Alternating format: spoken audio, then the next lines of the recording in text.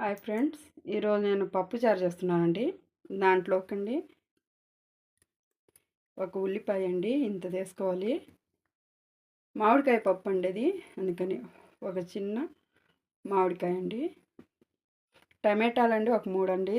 ఇంకో పచ్చిమిర్చి అండి. మనకి ఇలా పట్టుకుంటే ఇన్ని ఉన్నట్టు చూసుకోండి.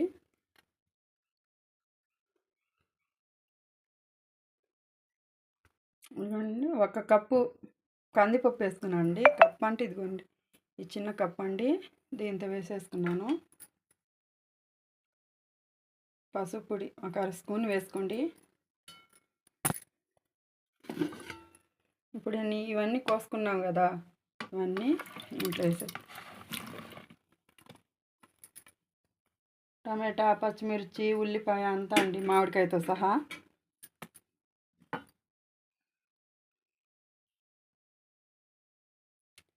ఇవన్నీ వేసేసాం కదా, ఇంకా చింతపండు అయితే ఇంకా అవసరం లేదండి, మనం ఇవన్నీ వేసేసాం కాబట్టి. ఇంకా కుక్కర్లో పెట్టేస్తే మంచిదండి, 10 నిమిషాల్లో ఉడికిపోద్ది. మనం మామూలు కడాయిలో పెడితే ఒక అరగంట అలా పట్టిద్దండి. పప్పు మంచిదైతే ఒక అరగంటలో అయిపోద్దండి. ఇప్పుడు మూత పెట్టేద్దాం. వెల్లుల్లి అండి ఒక 4 రెబ్బలు వేయండి. అండి గ్యాస్ మీద పెట్టేశాను, విజిల్ పెట్టేయాలండి. కుక్కర్లో పెట్టి 4 విజిల్ ఎక్కి పెట్టాను, ఉడికిపోయింది బాగా మెత్తంగా. ఇప్పుడు అంతా తీసి వెనిపేసుకోవాలి. ఇదిగోండి ఫ్రెండ్స్, బాగా పప్పు గుత్తి పెట్టి బాగా పప్పుని మెత్తంగా వెనిపేసాను. ఇప్పుడు మనం దాంట్లో తగినన్ని వాటర్ పోసుకోవాలండి. ముందుగా పప్పులో నుంచి తీసిన వాటర్ అండి. మనం మామిడికాయ పప్పు కాదండి, కొంచెం నీళ్ళు తక్కువే పోసుకోనండి, ఎక్కువ పోయకూడదు. ఇన్ని నీళ్ళు సరిపోద్దండి. ఒక 1/2 లీటర్ వాటర్. ఇప్పుడు అంతా తిరగమాత పెట్టేసుకోవాలండి. ముందుగా పొయ్యి మీద కడాయి పెట్టాలండి, దాంట్లో ఆయిల్ పోసాను చూడండి. ఇప్పుడు ఆవాలు, మెంతులు, జీలకర్ర అంతా వేసేయాలండి. మెంతులు కొంచెం ఎక్కువగా వేసుకోండి, వేసుకుంటే కొంచెం ఆ స్మెల్ అనేది బాగా వస్తూ ఉంటుంది, బాగుంటుందండి. ఇలా చుట్టుపక్కల కాలిపోయిన తర్వాత మనం ఉల్లిపాయ, వెల్లుల్లి అండి అంతా వేసి బాగా వేగనివ్వాలి.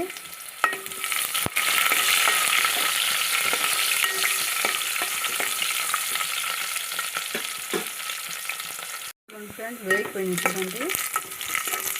ఇలా ఎర్రంగా వచ్చేదాకా కాలనివ్వాలండి, లేకపోతే పప్పులకి బాగుండదు.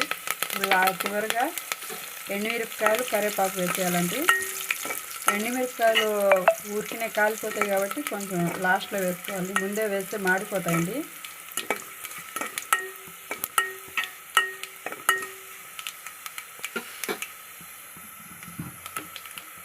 పప్పులకి టేస్ట్ తిరగమాతేనండి, తిరగమాత అనేది కరెక్ట్గా వేసుకోవాలి. అంతా వేసేయాలండి.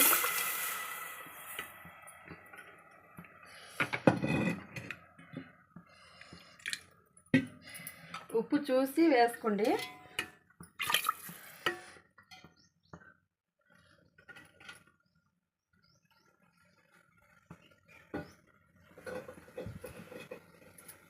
ఇంతేనండి పప్పుచారు చేయడం. ఎంతో ఈజీగా చేసుకోవచ్చు అండి. మామిడికాయ పప్పు చాలా టేస్ట్గా ఉంటుందండి. ఇంత సింపుల్గా చేసుకోవచ్చు. మీరు కూడా ఒకసారి ట్రై చేయండి. మా వీడియో మీకు నచ్చినట్టయితే లైక్ చేయండి, షేర్ చేయండి, సబ్స్క్రైబ్ చేసుకోండి. Thank you friends. ఇంతేనండి పప్పుచారు చేసుకోవడం ఎంతో ఈజీ అండి. ఇలా మామిడికాయ పప్పు ఇలా చేసుకుంటే సూపర్గా ఉంటుందండి.